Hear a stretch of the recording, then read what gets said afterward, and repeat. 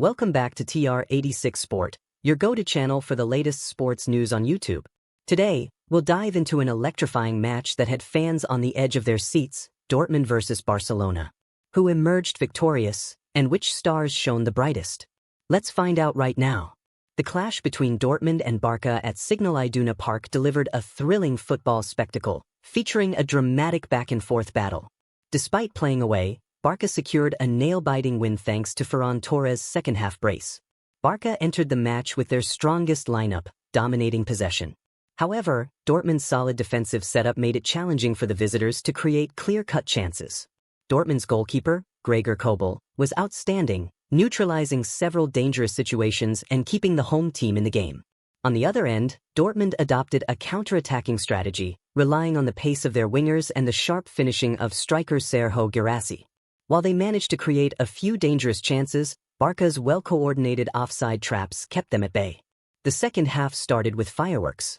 In the 54th minute, Guirassy found the back of the net after a pass from Duranville, but the goal was ruled out for offside. Just 3 minutes later, Rafinha capitalized on a pass from Dani Olmo to put Barca ahead with a composed finish. However, a mistake by centre-back Pau Cubarsí, who fouled Guirassy in the penalty area, gifted Dortmund a penalty. Guirassy made no mistake, leveling the score in the 60th minute. In the 75th minute, Barca made an impactful substitution, bringing on Ferran Torres, who quickly scored following a clever play involving Jules Koundé and Fermín López. But the visitors' joy was short-lived as Guirassy completed his brace just 3 minutes later with a close-range finish. The turning point came 5 minutes before the final whistle. A swift counterattack from Barca, initiated by Lamine Yamal after a Dortmund corner, ended with Torres slotting home the winning goal. Barca walked away with a hard-fought 3-2 victory. The loss saw Dortmund drop to 9th place with 12 points, only 1 point behind the team above them. Meanwhile, Barca climbed to 2nd place with 15 points from 5 wins and 1 loss, keeping their hopes of catching the league leaders alive. Barca's victory stemmed not only from their superior squad depth but also from coach Hansi Flick's tactical adaptability. His decision to make substitutions at the 70th minute injected fresh energy into the team, with Ferran Torres' brilliance proving decisive. Notably, Flick took a gamble by substituting key attackers Dani Olmo and Rafinha with younger players like Fermín López. This bold move paid off, as the youthful energy made a significant impact when Dortmund started regaining confidence. Dortmund performed well for much of the match, particularly in exploiting Barca's individual mistakes, such as Pau Cubarsy's foul. However, their inability to maintain focus in the closing minutes, an ongoing issue this season, proved costly. Guirassy shone with a brace, but Dortmund's over-reliance on one player highlighted their lack of balance across the team. Their failure to contain Barca's swift counterattacks, especially in the final goal, revealed lapses in defensive organization. From my perspective, this was a pivotal match for Barca, showcasing their resilience in tough situations. From a frustrating first half to defensive errors and pressure from the home side, the Blaugrana found a way to secure all 3 points. Ferran Torres deserves praise not only for his brace but also for his decisiveness and ability to capitalize on key moments. He demonstrated his potential as Barca's secret weapon in matches requiring a game-changing performance. Meanwhile, Lamine Yamal, just 17 years old, continues to prove he's a gem in Barca's lineup. Although he didn't score in this match, his overall contribution, especially his assist for Torres' winning goal, was invaluable. Yamal displayed incredible confidence on the ball, taking on Dortmund's experienced defense multiple times with his tricky runs down the right flank, creating space for his teammates in the middle. His assist for Torres wasn't just a simple pass, it was a display of his vision and composure under pressure in an away game atmosphere. The chemistry between Yamal and senior players like Gavi and Frenkie de Jong highlights his seamless integration into the starting lineup. Despite his young age, Yamal has shown maturity in his off-ball movement and timing in joining attacks. He knows when to hold onto the ball and when to exploit gaps behind the opposing defense. Yamal's composure under pressure is his standout quality, a rare trait for a 17-year-old. This game reaffirmed that he's not just a promising talent but also a potential game-changer for Barca in big matches. His decisive assist for Torres in the final minutes showcased his readiness for bigger responsibilities in the team.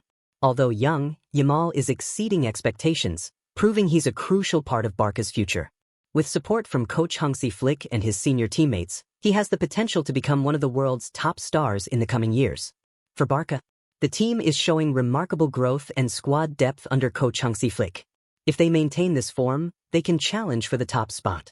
However, individual errors, like Pau Cubarsi's, need to be addressed if they aim to achieve greater goals, such as winning the Champions League. Conversely, Dortmund must improve their finishing and defensive organization if they want to advance further. They have potential, but their habit of losing points in crucial matches is a worrying trend. Dortmund is undergoing a generational transition, which may explain their inconsistency. They need a true on-field leader to guide their young squad through challenging moments. So, Barca secured a thrilling 3-2 victory over Dortmund, a match no fan should miss. What are your thoughts on this win? Can Barca continue their deep run in the Champions League? Let us know in the comments below. Before we move on to another exciting story, don't forget to like and subscribe to the channel to stay updated with the latest sports news. Now, let's shift our focus to another Champions League contender. AC Milan recently secured a win over Crvena Zvezda, but that victory was overshadowed by significant injuries. What are your thoughts on Milan's current situation? Can they overcome these challenges? Let's dive into a detailed analysis. AC Milan faces major setback despite victory over Crvena Zvezda. AC Milan's hard-fought 2-1 victory over Crvena Zvezda in the sixth round of the Champions League group stage came at a significant cost as key players Ruben Loftus-Cheek and Alvaro Morata suffered injuries. At home, the Rossoneri started aggressively, putting constant pressure on the visitors from the outset. However, it wasn't until the 42nd minute that Rafael Leão broke the deadlock with the opening goal. Crvena Zvezda, though, refused to back down. In the 67th minute, Radonjic scored a spectacular long-range effort, leveling the score at 1-1. As the match seemed destined for a draw, Tammy Abraham emerged as the hero, netting the decisive goal in the 87th minute to secure a crucial win for Milan. The victory earned AC Milan 12 points, temporarily lifting them to 12th place in the standings and strengthening their chances of advancing to the knockout stage. Notably, this marked their fourth consecutive win after a shaky start with 2 losses. However, the triumph was overshadowed by the loss of both Ruben Loftus-Cheek and Alvaro Morata to injuries in the first half.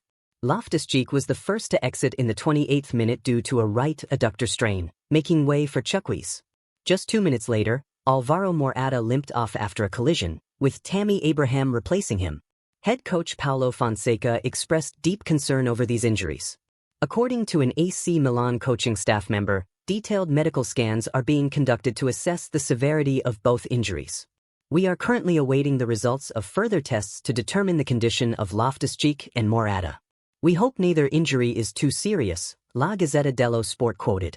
If Loftus-Cheek and Morata face extended absences, Milan will be severely weakened in attack, especially as they are already missing Christian Pulisic and Noah Okafor due to previous injuries. Pulisic has been one of the team's standout performers this season, with 8 goals and 5 assists in 20 appearances across all competitions. Although the victory against Crvena Zvezda has boosted Milan's confidence on their Champions League journey, the consecutive injury setbacks have left fans anxious about the challenging road ahead. Maintaining both form and squad depth will be crucial if Milan hopes to navigate this difficult period successfully. Despite securing the win, the match exposed areas for improvement. Milan dominated possession and created chances early but only managed to score in the 42nd minute through Rafael Leão. This highlighted inefficiencies in their attacking play, particularly in converting opportunities. Crvena Zvezda displayed resilience, with Radonjic's equalizer showcasing the visitors' ability to exploit Milan's defensive lapses. Nevertheless, Milan kept their composure, and Tammy Abraham's late winner demonstrated the team's persistence and determination. The victory is a testament to Milan's progress under coach Paulo Fonseca, especially following a difficult start to the season. However, the injuries to Loftus-Cheek and Morata are a major blow to an already depleted squad. Loftus-Cheek has been instrumental in midfield, orchestrating play and supporting attacks, while Morata brings valuable experience and poise up front. Milan's prior losses of Pulisic and Okafor further exacerbate the situation. Pulisic's absence is particularly significant, as he has been a key offensive contributor. Without their stars, Milan's attacking options have become increasingly limited. If Loftus-Cheek and Morata are sidelined for an extended period, Fonseca will face tough decisions. Should he rotate the squad further, or adapt his tactics to suit the remaining players? Milan's injury woes also raise concerns about their physical preparation and squad management. Is the grueling match schedule or player utilization contributing to this string of injuries? Addressing these issues will be vital if Milan is to compete at the highest level. Moreover, the lack of squad depth is a glaring weakness for Milan. A top club cannot rely heavily on a few individuals like Pulisic, Morata, or Loftus-Cheek. Building a more balanced and robust squad should be a priority moving forward. As a football fan, it's disheartening to see Milan pay such a heavy price for their Champions League ambitions. This is a critical juncture where stability in both performance and personnel is essential. However, the current situation presents a significant challenge for Fonseca and his team. Nonetheless, adversity often brings opportunity. Players like Tammy Abraham, who scored the winning goal against Crvena Zvezda, now have the chance to step up. Abraham could become a pivotal figure if he continues to perform consistently. Similarly, Chukwueze offers potential as a fresh and dynamic attacking option.